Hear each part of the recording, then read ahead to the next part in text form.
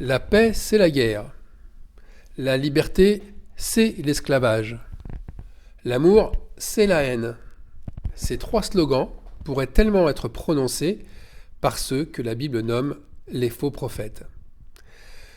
Ils prophétisent la paix pour un peuple saint, et ils sont à l'origine de la guerre. Ils annoncent la liberté grâce à la foi, mais ils attachent avec des chaînes ceux qui les suivent. Ils disent que Dieu est amour, qu'il est miséricordieux et que son peuple porte les mêmes caractères divins, mais c'est la haine qui va germer à travers eux. Quand un prophète annonce des prophéties, beaucoup d'entre elles se réalisent. C'est ce qui séduit son entourage. Regardez ce qu'il avait prédit s'accomplit là sous nos yeux. Vous voyez, la vérité, c'est que le prophète n'est pas celui qui annonce une parole de Dieu seulement. C'est aussi et surtout celui qui vit en conformité avec ce qu'il annonce.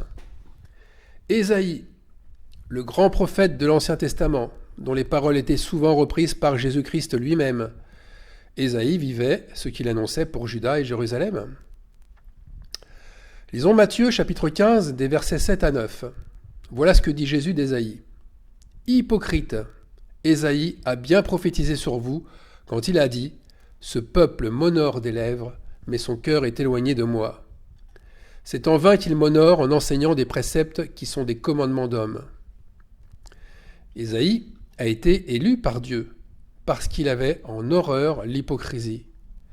Ésaïe portait déjà en lui ce trait de caractère de l'agneau, l'intégrité. Le mensonge qu'il voyait dans les dires et les faire des Israélites, lui, il ne pouvait le voir sur lui et l'accepter. Dès que les taches noires de l'hypocrisie se voyaient sur ses vêtements, il les lavait aussitôt. Ésaïe chapitre 6 verset 5, c'est Ésaïe qui parle de lui. Alors je dis, malheur à moi, je suis perdu, car je suis un homme dont les lèvres sont impures, et j'habite au milieu d'un peuple dont les lèvres sont impures. Ésaïe ne peut se sentir bien dès que l'impureté le touche. Le mal le foudroie et le pousse à terre. Il invoque son Dieu pour l'en délivrer. Mais la boue du péché, elle commence par la bouche, par des lèvres impures. Elle commence par des mots qui diffèrent du cœur. Ça, c'est l'hypocrisie. Et l'hypocrisie, c'est la marque des faux prophètes. Ce sont des loups ravisseurs déguisés en brebis, nous rappelle Jésus de Nazareth. Quand ils viennent à Dieu, ils ne se sont pas débarrassés de ce vêtement impur qui consiste à cacher leurs mauvaises intentions. Ils aiment toujours autant comploter. Ils aiment toujours autant former des projets iniques, agir en secret et tendre des pièges. Et ils ne font pas ce qu'ils disent qu'ils font. Alors je vous cite un verset où Jésus parla au peuple et à ses disciples et il leur dit « Observez donc et faites tout ce qu'ils vous disent d'observer, mais ne faites pas comme ils font, parce qu'ils disent et ne font pas. » Et ça, on le lit dans Matthieu chapitre 23 des versets 1 à 3. Vous voyez, le faux prophète est un mercenaire. Il n'agit que dans son propre intérêt. Mais pour séduire son entourage et pour avoir son soutien, il sait prophétiser juste. Il sait faire des miracles. Balaam prophétisait juste. Il annonçait que le peuple qui suivait Moïse était béni de Dieu et qu'on ne pouvait le maudire. Mais son hypocrisie se manifesta à travers des actes impurs. Il frappa par 3 fois son ânesse pour qu'elle suive un mauvais chemin. Il poussa une partie d'Israël à l'impudicité et à l'adultère. Et de nos jours, on entend tellement de faux prophètes prophétiser à l'identique. Ils prophétisent juste. Ils disent que le malheur tombe sur tout un peuple qui se détourne de Dieu et qui aime l'iniquité. Ils affirment, ces faux prophètes aussi, qu'un peuple saint est mis à l'écart, il est sanctifié, et que ce peuple ne connaîtra pas ses malheurs. En cela, comment leur reprocher un mensonge? Comment voir qu'ils sont faux? Ils disent vrai. Tite, chapitre 1, verset 16. Ils font profession de connaître Dieu, mais ils le renient par leurs œuvres, étant abominables, rebelles et incapables d'aucune bonne œuvre. Alors leurs œuvres mauvaises les trahissent.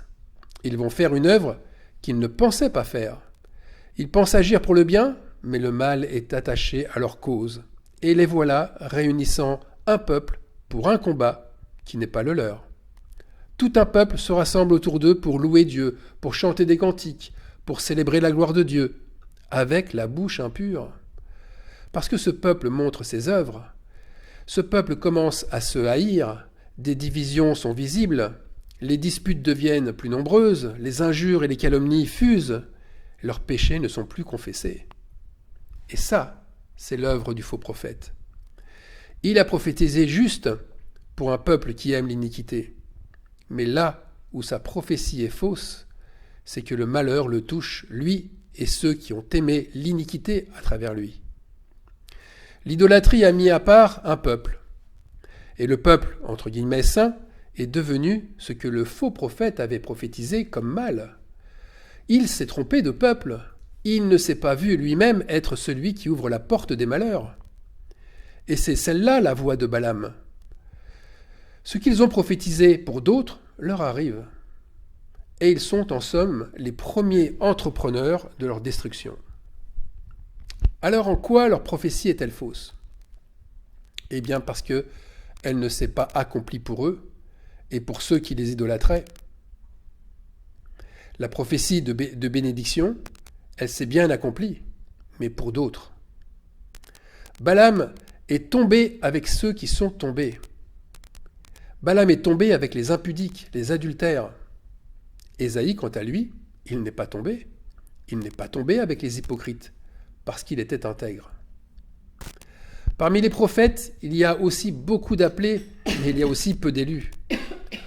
Beaucoup reçoivent des paroles de Dieu, mais ils montrent leur compromis avec le mal, qu'ils ne sont pas élus. Leurs fruits témoignent que leur arbre est sec, sec comme leur cœur. Alors aujourd'hui comme autrefois, tout le monde court après un prophète. Et pourquoi ? Eh bien pour recevoir une récompense de prophète. Matthieu 10, verset 41. Celui qui reçoit un prophète en qualité de prophète recevra une récompense de prophète. Et là, eh bien, la très grande majorité manque de discernement puisqu'ils suivent des loups ravisseurs. Le faux prophète a séduit ceux qui avaient la marque de la bête et adoraient son image. Apocalypse 19, verset 20. Alors ce verset, il est important, il est même très important pour comprendre que l'idolâtrie du faux prophète, cette idolâtrie sert à identifier un peuple qui est adultère et qui se complaît à servir leurs idoles. Dieu met à l'épreuve ses enfants quand il laisse parmi eux un faux prophète prendre le pouvoir. Et c'est Deutéronome, chapitre 13, verset 1, qui le redit.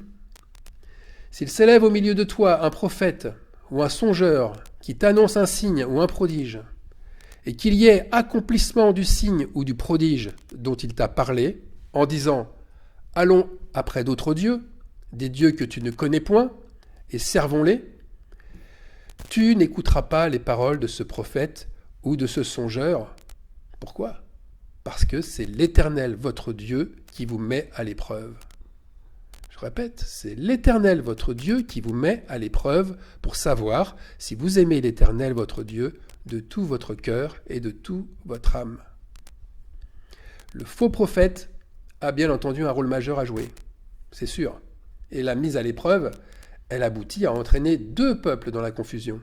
Un peuple qui aime le mensonge et qui s'en abreuve goulûment, et un petit reste qui subira dans un premier temps les effets de sa tiédeur, mais parce qu'il réside au fond de son cœur la crainte de Dieu, ce petit peuple fuira le faux prophète et se sanctifiera au moment choisi par Dieu. Tout comme le prophétisait Ésaïe au chapitre 65. Voilà sa prophétie. « J'ai tendu mes mains tous les jours vers un peuple rebelle. » C'est chapitre 65, verset 2. Un peuple qui marche dans une voie mauvaise, au gré de ses pensées, vers un peuple qui ne cesse de m'irriter en face. Et là on passe au verset 8. Ainsi parle l'Éternel. Quand il se trouve du jus dans une grappe, on dit ne la détruis pas, car il y a là une bénédiction. Et j'agirai de même pour l'amour de mes serviteurs, afin de ne pas tout détruire. Je ferai sortir de Jacob une postérité, et de Juda un héritier de mes montagnes. mes élus posséderont le pays et mes serviteurs y habiteront. Alors chaque prophète, celui de la vérité comme celui du mensonge, chaque prophète participe activement à la moisson de Dieu. Et comme l'ivraie protège le bon grain, eh bien, ne partons pas en guerre contre les faux prophètes. Ils ont leur utilité.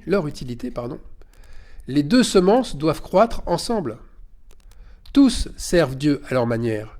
Les faux prophètes s'égareront avec un peuple qui s'égarera pour les mêmes raisons qu'eux, parce qu'ils aiment, par-dessus tout, servir leurs propres intérêts. Mais pourquoi alors l'apôtre Pierre, dans sa 2e épître, au 2e chapitre, pourquoi l'apôtre Pierre prévient qu'il s'introduira parmi le peuple de faux prophètes? Pourquoi a-t-il besoin d'autant de versets pour expliquer la voie de Balaam? Si au final, ceux qui doivent se perdre les suivront, et ceux qui doivent s'échapper de leurs griffes le feront aussi.